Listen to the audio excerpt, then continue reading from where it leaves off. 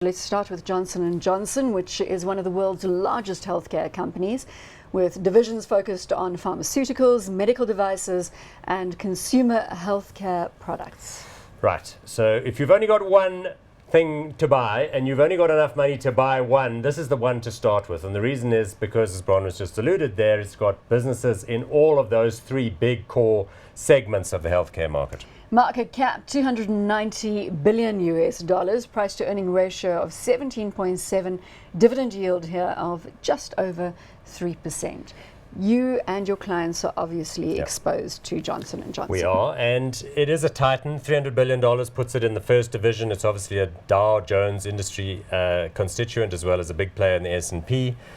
But let's talk about those divisions. So in the pharma arena, they've got a wonderful pipeline of high-end drugs, things like Concerta, which the kids take for attention deficit disorder, Xarelto, which is used for blood thinning and related conditions, a whole bunch of others, Remicade, which is used for Crohn's disease, all these sort of things. So lots of big blockbuster drugs that have that 20-year patent protection. That's in the pharmaceutical division, and the Correct. 20-year patent protection is important. And they're big enough to go and buy companies that have had something that's been approved by the FDA, which is the organization in the US that approves new medicines.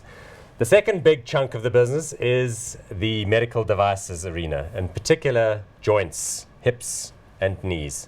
I like that area because unlike the pharma area, where you need to have a degree in biochemistry to understand what the hell is going on, in the joints and hips, it's really about evolving technology and people getting these things earlier in their lives and them lasting longer than they used to. No obstacle, really, to future growth in that area. It's just a matter of affordability. So pharmaceuticals, medical devices, including hips and joints, etc. Then the third part of this business, which is slightly atypical, is the consumer healthcare type stuff. So this is the company that makes Band-Aids, that makes Imodium, that makes, the AccuView lenses that you put in if you've got contact lens situation, all of that stuff. So that really adds up to a big, high-end, branded, high-margin, additional business, which puts this one in the sort of global big It's their tickets. diversification that you buy into.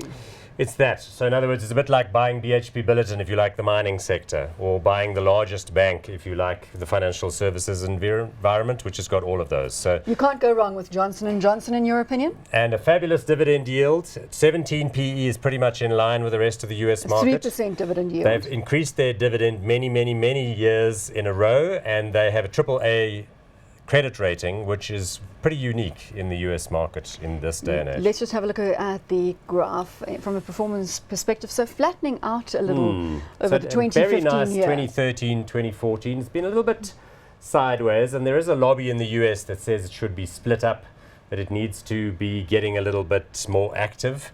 They also have a little bit of generic competition coming in from biosimilars in some of their core pharma area. But still, I think at this level it's attractive. It's hot. For sure. Definitely hot.